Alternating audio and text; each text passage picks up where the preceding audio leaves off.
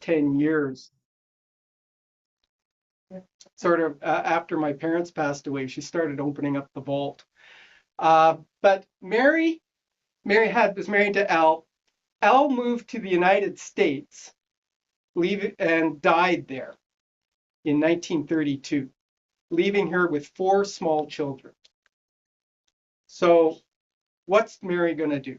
Her husband gone. She gets a job in Milestone working at the cafe, but it really wasn't paying, all her expenses. So the Longs are a resourceful bunch. They called on their local MP, and she got a job as a secretary for the local PFRA office here in Regina. Now, I don't know if you remember the PFRA, the Prairie Farm Rehabilitation Act, which was founded in 1935. So I think it's around 1935 that she moves to Regina. And she also opens a boarding house to supplement her income. And her mother, my great-grandmother, Amber, moves into town along with my great-grandfather to support Mary. Next slide. So this is Mary and Amber a few years later. And maybe actually in front of the boarding house. I'm not sure exactly the location. This is Vivian on the lower left. She's the one who told me these stories. But so the story is that they're running a boarding house, and they decide to start attending First Baptist Church because the boarding house is at 2100 block Cornwall. Just 2 blocks away. There's now a seniors high rise there. The seniors co-op. And Amber, my great-grandma, this is during the era of Howard Bentel, the great flamboyant and energetic preacher who packed the church for the 8 years that he was pastor here between 1938 and 1946. And she was baptized in this church. I went through my entire life until I think I was 50, not knowing this. And my parents must have known this. I'm attending First Baptist. I'm a member, and they bother to tell me that my great-grandmother baptized her. My dad did let slip once that when he was a teenager, he attended First Baptist, during the war. Apparently every teenager in Regina was attending First Baptist to hear Howard Bentel's preaching. Mary also attended, but she never was baptized, and I just would love to have a chance to talk to her about her journey, which had so many challenges involved with it. And yet, as my cousin Vivian told me, she was a doer. She never let things, get her down. But she died around the time I was born. So this is great. I have an actual family connection to First Baptist Church. There's one more wrinkle to the story, and that is this boarding house. So my dad and his brother Lou, they were living in the boarding house on the main floor when 2 young women moved up into the 3rd floor, my mother and her sister. And one day there was a chair that these young women had that was wobbly. And so they went downstairs to seek out the help of those fine young men to see if they could help with fixing this wobbly chair. And with that introduction, the rest is history. I owe my existence to that wobbly chair, to that boarding house, and to the failed marriage of Mary Winkler. Now, just one more little story I wanted to tell. At L. Winkler's funeral, this is 1932. They've shipped his body back from the States, and they're having a funeral in the Catholic Church in Lang, Saskatchewan.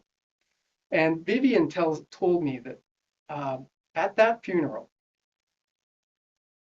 the front of the church was occupied by Al Winkler's family. First few pews where you're told you have to sit, right? The back of the church were the Longs. who are, probably feeling uncomfortable being in a Catholic church. In the middle of the church, separated from both, was Mary. Can you imagine that scene? Oh. How, that passage we read about Christ the cornerstone. He's also the stone that was rejected. Yes. And so many of the stories of faith involve rejected stones. And we're built on a stone that was rejected. And I love this story because this is a story about a life rebuilt after rejection. And finding a home here at First Baptist Church, where so many of us, where we have found a home. So it's great to be part of this spiritual temple. Okay, next slide then. So did you know that First Baptist Church has a twin?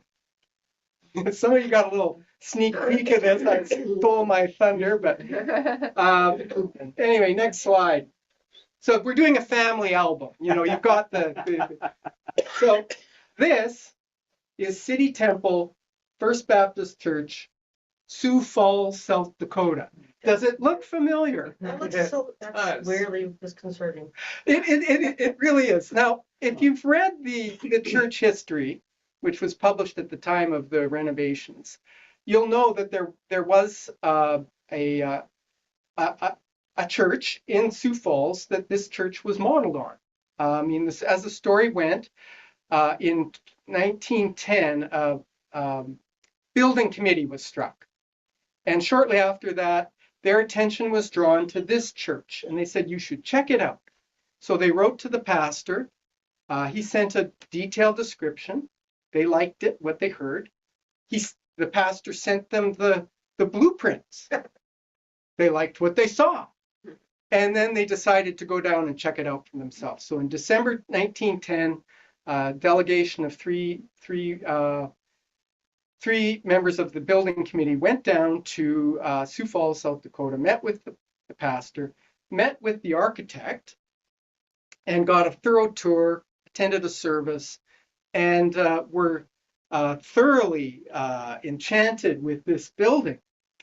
I did a little bit of research years ago into the church records, and I found an account of that particular visit. And they said that the Sioux Falls Church was, quote, perfect in every detail, and that it surpassed in every way other churches, costing some of them nearly double the money.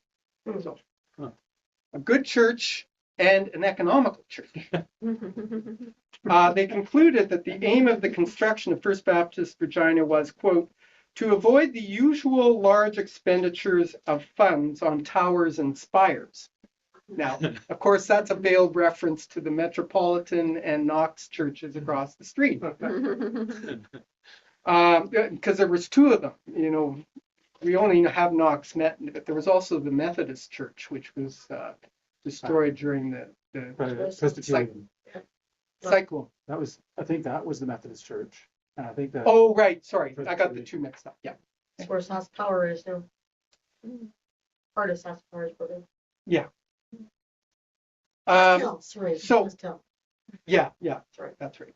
To avoid the usual, producing a plain Grecian structure, so it's Greek style, whose beauty is to be found in its form and proportions, and its utility and adaptation to modern life, an actual everyday workshop.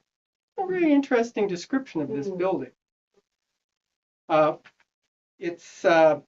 There's actually the sort of the three elements of Vitruvian architecture: firmitas, venustas, and utilitas, right? If we go back to Vitruvian. He's the Roman architect that all architectural theorists love to quote. And said that the building should have solidity, beauty, and utility. So they're really going back to those kinds of ideas. Now, if we go to the next slide. So here it is. I mean, I had trouble actually tracking this church down because if you Google First Baptist Church, South Dakota, or Sioux Falls, you'll get a totally different building. And it took me some time to figure out why. But the story is that in the 1950s, First Baptist Sioux Falls decided to move to the suburbs. Okay, like so many churches decided to go where the city was expanding, and so they've got a suburban church, and in fact they're looking to expand and move to an even more suburban location now. So they're continuing that move to the suburbs. The church is currently owned. City Temple First Baptist Church is currently owned by a congregation called Faith Family Church, an independent church who bought that building probably sometime in the 80s. They were founded in 1981. So it's been in entirely different hands, but it's still standing. But looking at these two, can you spot any differences between the two buildings? Fewer stairs than ours. Thank goodness. Yeah, well, and that's because when they built First Baptist Sioux Falls, they elevated the site.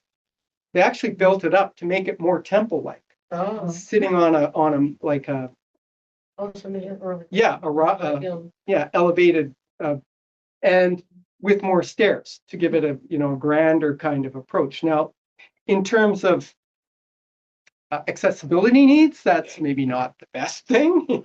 So yeah, our church has a little bit, but other than that, most details are similar between the two buildings. I don't see the side doors on the Sioux Falls church that we have. See one. Yeah, it doesn't have the little I don't know, pediment over the door on the side, or But also the door that Yeah. we use near the elevator, I don't see any of those. oh yeah, a main floor door. Yeah, that door must have been added. I'm imagining when they did the elevator renovation. I see you nodding your head, Len. But they do have the false windows. Yes, these mysterious false windows here, which have always puzzled me. They're not windows that existed and then were bricked over. They were just always like that. What's to create the rhythm? You have to have this as blank wall would destroy the rhythm of the three windows, which is repeated over here. So it's kind of a architectural. Do we have, is that like on the front of the very front of this church, like under the arch? Yeah. It's different. Yeah, under the pediment in the center of this is what's called the pediment here. Yeah. And there is a small circular portal with the cross. It doesn't open into anything, but it is something that a little decorative feature that isn't found there. So It also looks like in the dome, there's a much larger window in the Sioux Falls than there is in our church, and we have more smaller windows rather than ones. yes, and I would have loved to get a photograph of the opening to the dome, but I couldn't find one. So any of you go down to Sioux Falls, please check it out. Please report back. Okay, well, next slide. So we're going to show you what. Well, there's a question here. Yes, Could that have been changed after the cyclone? possibly. The dome was taken off. Possibly. Yeah, I mean, I'd have to do more digging to try and figure that out. But yeah, it would be another interesting question. I think that's it. So this is a renovated, this is how the church currently appears. So what the architects did were they added a patio in front of the front portico, and so that turning this into like a kind of a social space, and moving the main entrance over here to the front of this addition, which also has a carport drive-through, so that a little more useful, and you can enter the church from a car underneath covering. Yeah, so it's I mean, it's also got the wheelchair ramp here, so it's probably easier to access the building from a accessibility perspective. They've also appears to have stuccoed the brick or painted it, which again I'm not so sure about the value of doing that, but does give it a more unified sort of appearance, and painted the dome the same color, and added a cross on top of the dome. So, so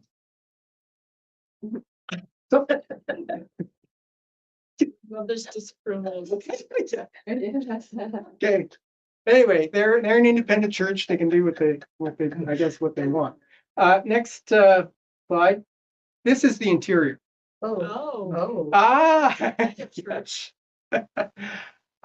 Yeah. So they can you spot the changes to this interior of the church? Yeah. Yeah. Well, this our choir loft, Just go to the next slide, Brenda. I just zoomed in a little bit here so you can see it a little bit better. our choir loft was set up a little bit differently for a while. This looks more like the original choir loft profile, Okay. but they've obviously removed the organ. I presume they had an organ, and that's where the worship team is now has their space, plus a massive screen at the top and back.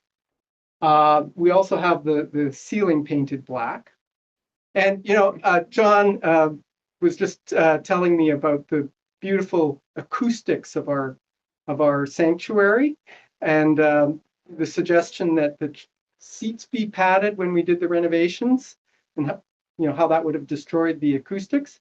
Well, they have individual padded seating in this church, and they've added acoustic tiling to the front of the balcony, Oh, no.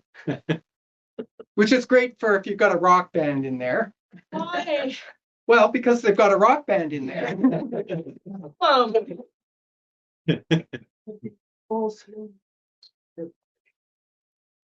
Yeah, they've got this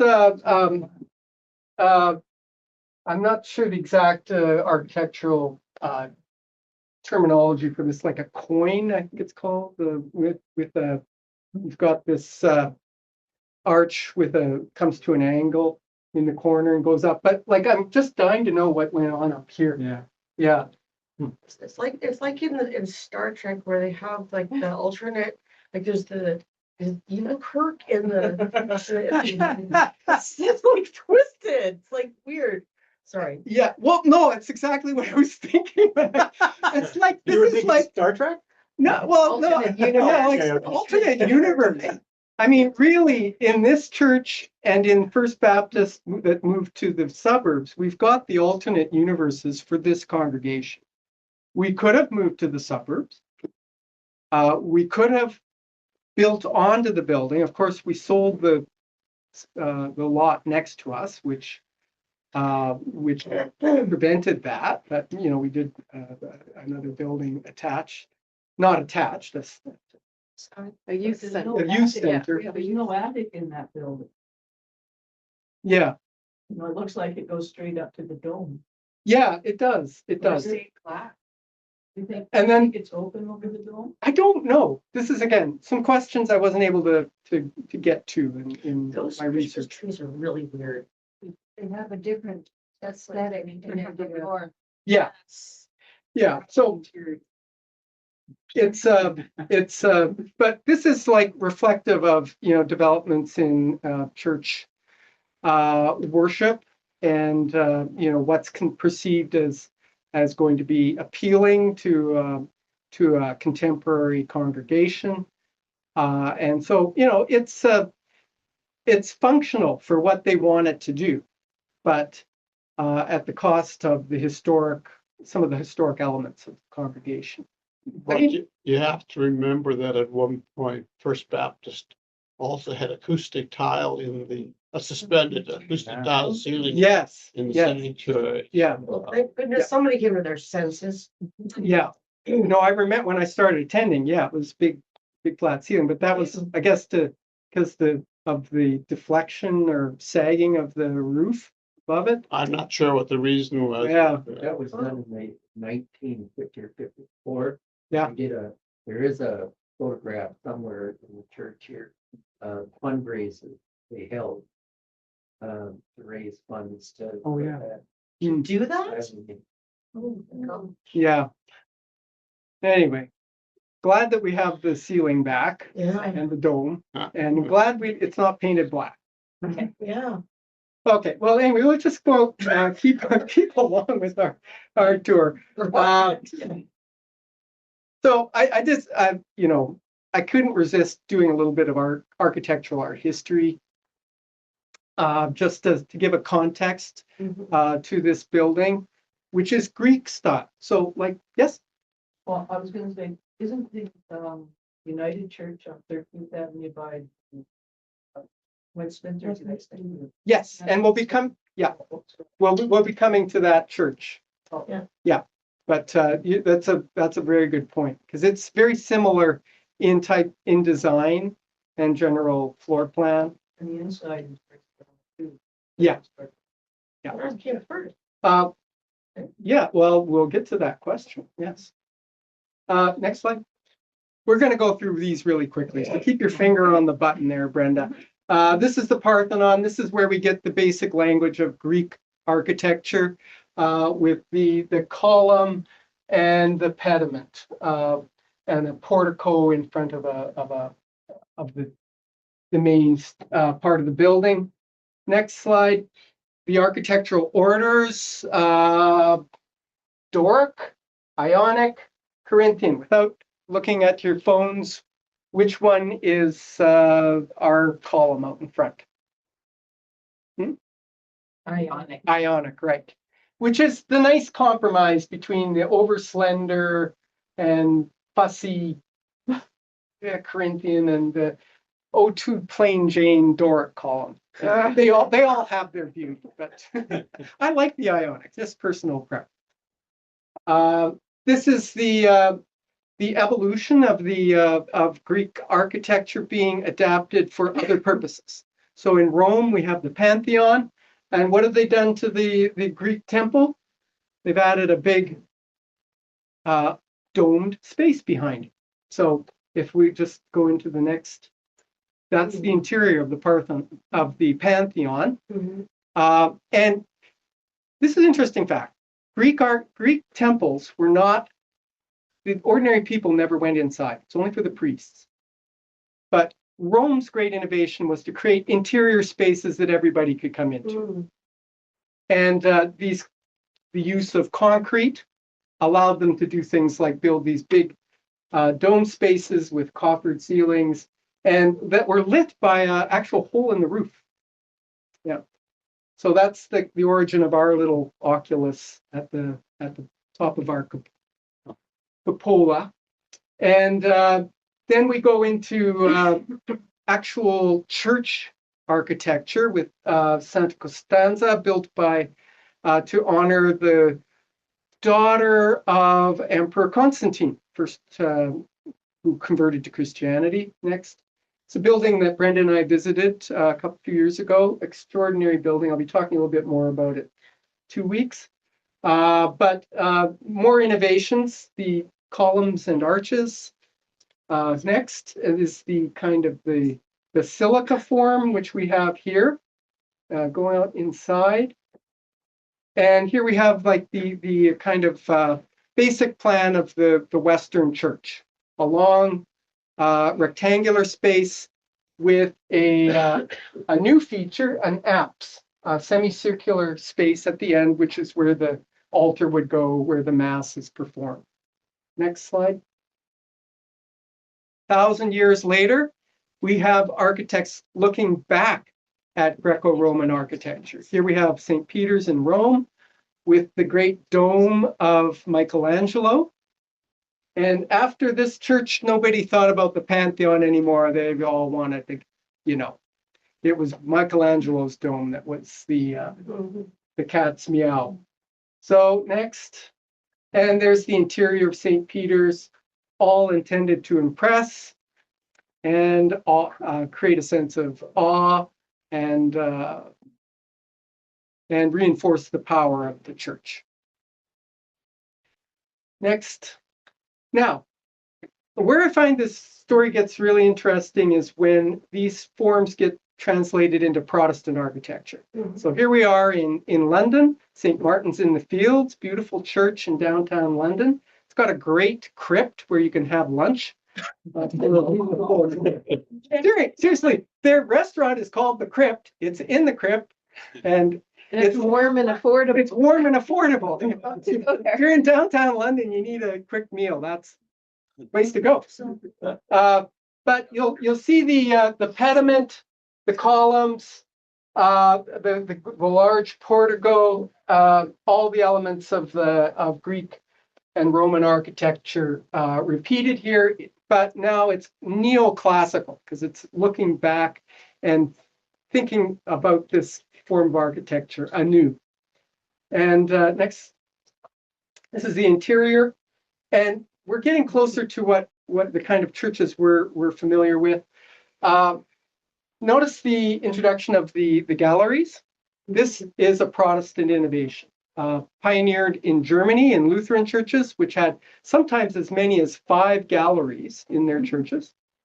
And the point of those was to bring the congregation closer to the preaching. Oh. You know, these are what's called an auditory church. It's a church to listen to the God's word. And you see the pulpit here moved out towards the people. You still have the apse for the celebration of the Eucharist.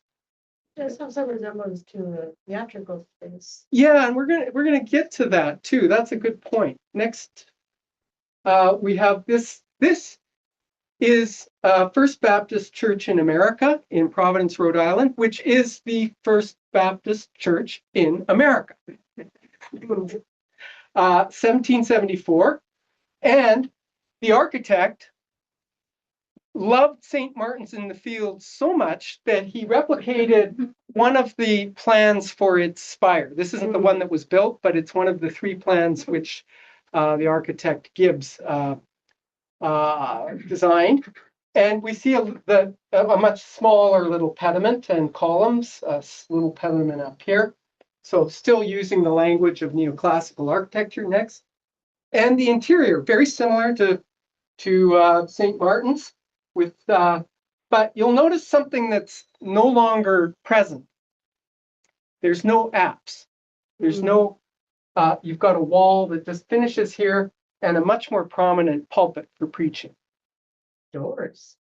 What's with the doors? Or walls, or they're like the. These are doors? No. These like around the pews. Oh yeah, these are like what are called family pews. You know, you'd have a pew that your family owned. Oh. Yeah. It wasn't like free seating. That's my guess. Different kind of social structure. And a piano. And a piano. That's very nice. You would have your name on the door. Yeah. Well, they're numbered, you know, so you know which number you are. I've been in church where you still can see. Yeah. The names. Yeah. Next slide.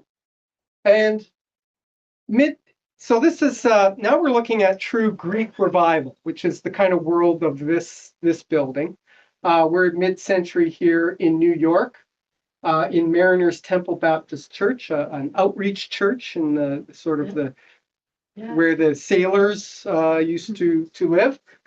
And this is important because the architect, Maynard Lefebvre, was not an architect. He was a builder. And he published pattern books, which allowed other builders to create their own Greek revival buildings. Oh. And because at this point, their profession of architecture didn't really exist. I mean, there were a few architects, but it wasn't as widespread as it was in later years. So, you know, if your community wanted to build something, you have a master builder. He'd be able to use the pattern book to create his own structure. Next. And this is the interior, and we see the evolution of the stage. now we have like a stage, like a theater. And of course, yeah, balcony seating, exactly, like a loge in a large, like an operatic theater, La Scala, different places. Okay, next slide. Racing to the finish here. I thought it'd be interesting to look at what African American congregations were building at the same time. And it was very similar, often replicating there was one case, I think it was the First Bryan Baptist Church in Savannah. It was a mixed congregation. They split into white and black congregations. And the white congregation built a church. And then the black congregation built one that was identical to the same architect, But it's interesting. It was like there was, because I associate this kind of Greco-Roman architecture with Southern plantations, Thought it would be an oppressive kind of architecture. But in terms of what this architecture meant in society, I think it was more associated with ideas of democracy, egalitarianism, getting rid of all the extraneous decoration of the powerful that you would see in a European church. We're going to do something much more North American. This is very Greek revival is a North American phenomenon primarily, and especially this kind of stripped down version. Are those Ionic? These are Doric, and the one on the left, I don't know what to call that. They're square, they're kind of a modified Doric column, I guess. Next slide, and then we get sometime around the turn of the century, we have the addition of domes, which become more popular in North American architecture. Next slide, and here we are with the Westminster United Church, formerly Presbyterian, which gives us something very akin, like a sister kind of church to First Baptist, architecturally speaking.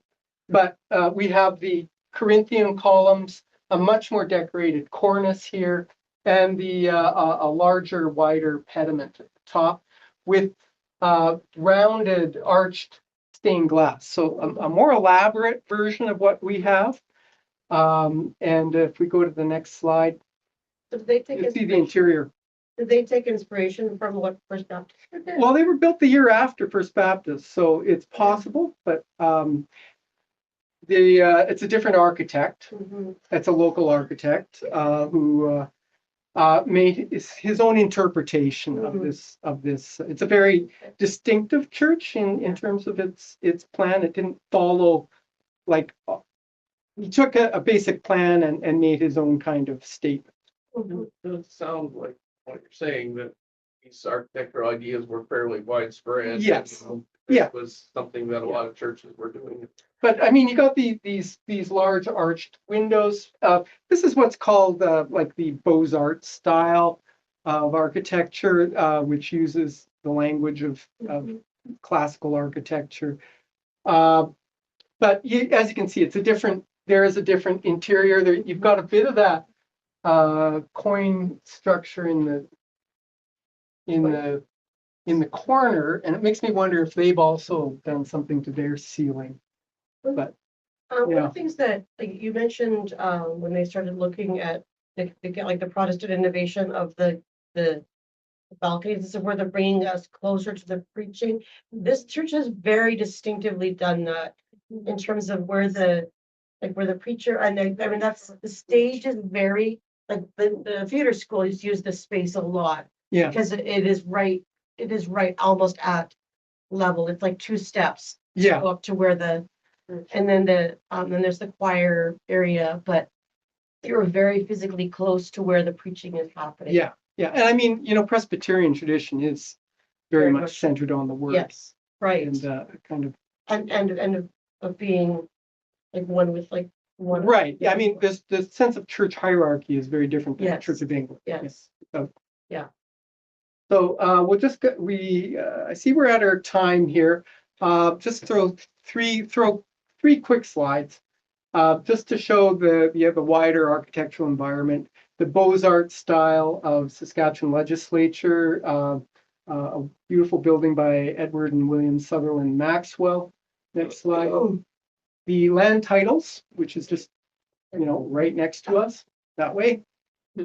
Right. And the original Regina Public Library with the two columns and no pediment in this case, and we still have this roundel, which was incorporated into the modernist building. And it is like the Connaught Library has some of these same Yeah. features. Yeah, it's very common, this particular style. It also fits in with the idea of the garden city, with the foundation of Wascana Park, the Mawson plan, which were often decorated with these Beaux-Arts buildings. And we have, of course, these surround our big green space in the center of the city. Next slide. And then, the view down Victoria Avenue. I just wanted also, looking at the land titles building, I also think too about the origin of this city and the kind of the importance of Treaty 4 and the building upon the treaty with the First Nations and Métis, the original keepers of this land, which made our presence here possible. So land acknowledgement, when we think of, which I think about when I see the old land titles building. But that's that brings us back to First Baptist today. Thank you for joining me on this sharing of the family album. And next week we'll be looking at First Baptist Church between earth and heaven and earth, and all the elements that connect us to the spiritual. So you can think about that over the coming week. Thank you very much. Yeah, no, Brandon will close in prayer. Yeah, I'll close in prayer. Lord, thank you for our discussion today and for a chance to reflect on our history together and the context out of which you brought us. Pray that you would be with us in our future discussions, and our thoughts and our hearts would be, our thoughts and our hearts feelings would be honoring to you in Christ's name. Amen. If I could trouble everybody to help, there's a stack of chairs at the back there, or maybe you get here against the folks beside, and the young people, the children are going to be using this space. Okay.